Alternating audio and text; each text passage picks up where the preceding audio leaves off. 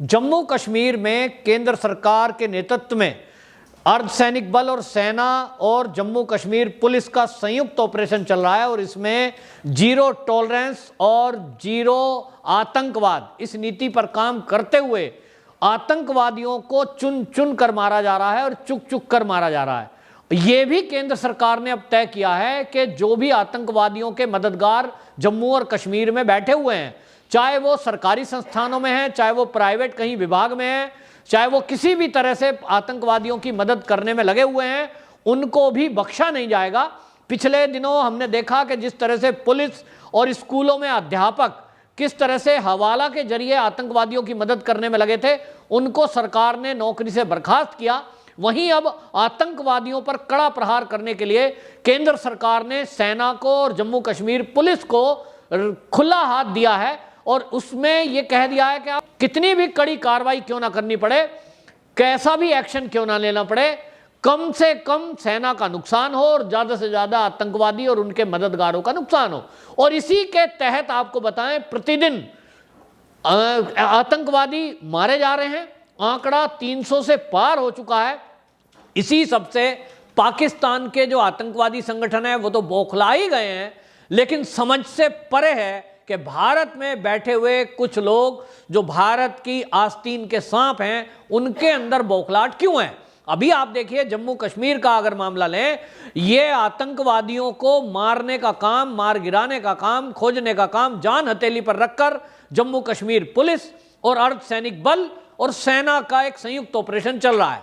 उसमें प्रतिदिन खबर आ रही है कि सेना के ऊपर हमला किया जाता है, लेकिन उसके बावजूद सेना के जाबाज आतंकवादियों को चुन चुन कर मार रहे हैं। लेकिन वहां जो राजनीतिक पार्टियां हैं, चाहे वो पीडीपी हो महबूबा मुफ्ती और चाहे वो नेशनल कॉन्फ्रेंस हो फारूक अब्दुल्ला, यानी और अब तो गुपकार गैंग, ये सब बौखलाहट में है और ये बयानबाजी कर रहे हैं और ऐसी बयानबाजी कर रहे हैं जिससे आतंकवादियों को मदद मिल रही है।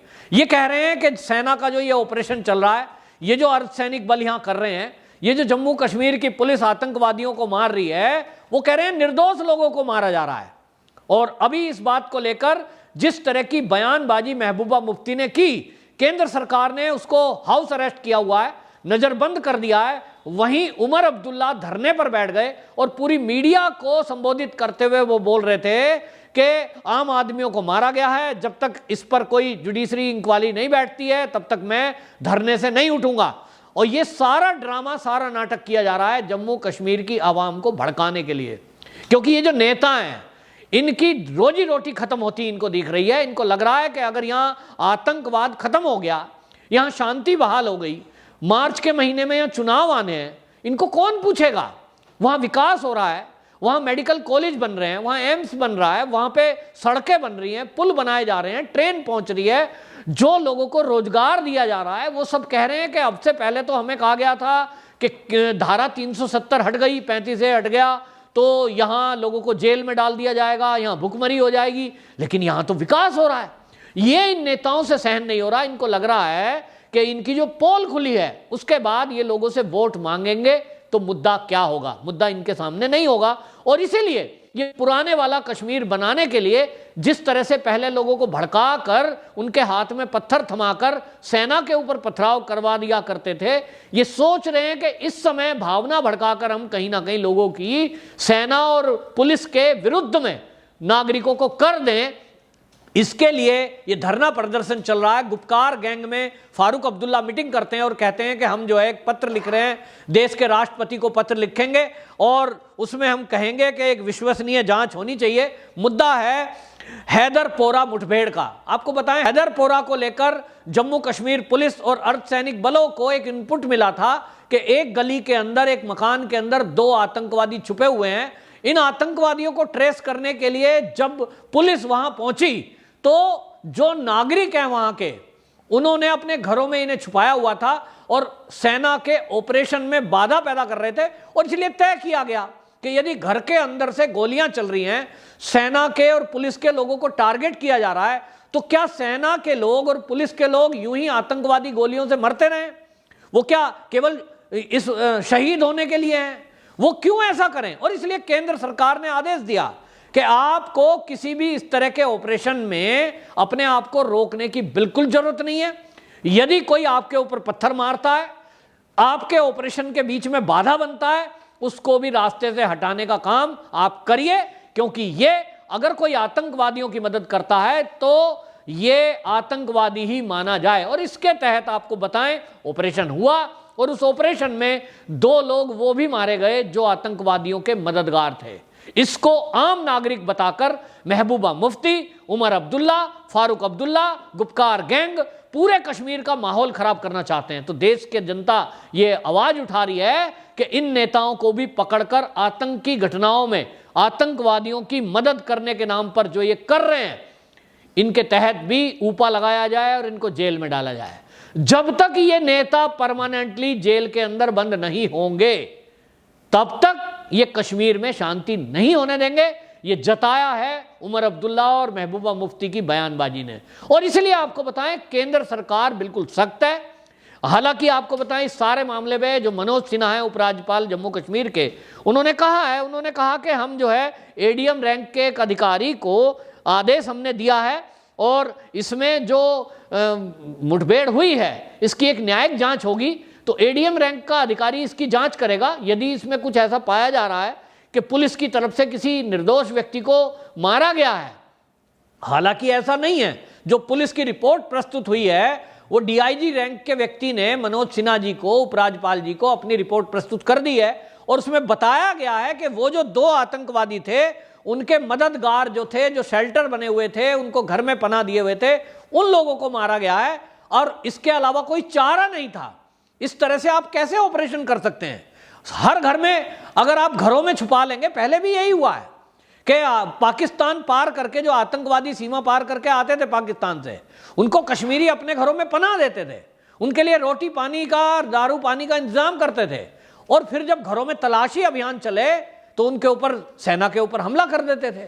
पीछे आगे आतंकवादी गोली चला रहा है, पीछे से कश्मीरी पथराव कर रहे हैं, सेना मुकाबला करे तो कैसे? और तो और अगर वो अपने बचाव में पैलेट गन ले आए तो सुप्रीम कोर्ट में केस डाल दिया कि साहब सेना तो बच्चों को मार रही है, भटके हुए नौजवान है। ये भटके हुए कब तक भटके हुए रहते हैं समझ में नहीं आता। भटका हुआ कोई 2 साल का, 3 साल का, 5 साल का बच्चा हो सकता है जिसको ये नहीं पता कि मैं पत्थर मार रहा हूं तो इसका क्या मतलब है, किस पे पत्थर मार रहा हूं। जो 25 साल का हो गया, जो 30 साल का हो गया, जो 50 साल का हो गया, ऐसे 50-50 साल के बुड्ढे, और वो पथराव करते हैं सेना पर। और यहां बैठकर दिल्ली में कुछ लिबरल्स कहते हैं भटके हुए नौजवान हैं। ये भटके हुए को सुधारना अब केंद्र सरकार ने तय किया। और एक और बड़ा निर्णय केंद्र सरकार ने किया है।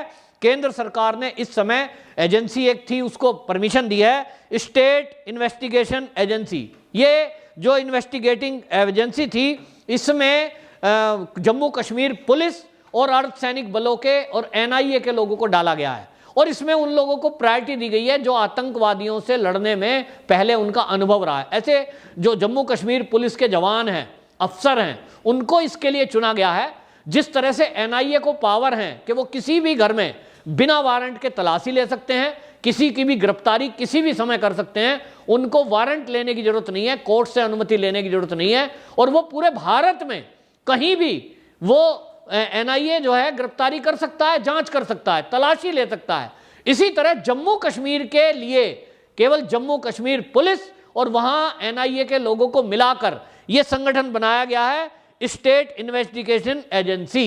इसमें एनआईए की तर्ज पर आपको बताएं एक्सपीरियंस वाले डीआईजी, एसएसपी, एसपी, वो रैंक के अधिकारियों को अभी जोड़ दिया गया है और उनको फ्री हैंड दिया गया है कि आतंकवादियों की जहां से भी इनपुट मिले, आपको जो साजो सामान चाहिए वो आप लीजिए, आपको अत्याधुनिक हथियार दिए जाएंगे, आपको परमिशन दे दी जाएगी। वो नोटिफिकेशन जारी हो चुका है दिल्ली से कि आप कहीं भी किसी भी घर में जाके तलाशी ले सकते हैं, गिरफ्तारी कर सकते हैं, कोई भी ऑपरेशन करने के लिए आप आज़ाद हैं। आपको लगता है कि आतंकवादी कहीं छुपे हुए हैं, एक ऑपरेशन को अंजाम देना है, इमीडिएट क्विक रेस्पॉन्स करते हुए आप उनको आइसोलेट कर सकते हैं। तो ये जो पावर दी है, अब इसके बाद ये सीधा सीधा साफ मैसेज है कि पाकिस्तान से आए हों या हिंदुस्तान की भूमि से ही अंदर से या कुकुरमुत्ते पैदा हुए हों, आतंकवादी किसी को भी बख्शा नहीं जाएगा। जेल में उनके लिए रखकर उनको बिरयानी खिलाने का इरादा अब अमित शाह जी का नहीं दिखाई दे रहा है। और इसीलिए ये सब नेता जम्मू कश्मीर के बौखलाहट में हैं कि जिन आतंकवादियों को दिल्ली में बिठाकर जो कट्टरपंथी हैं उनको कॉफी पिलाई जाती थी, ड्राई फ्रूट्स खिलाए जाते थे, आज उनको कैसे नजरबंद किया जा रहा है, उनको जेल में डाला जा रहा है। तो इनको बौखलाहट है, क्योंकि नेताओं को लगता है, गुपकार गैंग को लगता है कि यदि आज सब इकट्ठे होकर इस तरह से मुठभेड़ के बारे में नहीं बोलेंगे तो कल को हो सकता है हमारा नंबर भी ये कहकर सरकार लगा दे कि आपने भी आतंकवादियों की मदद की है।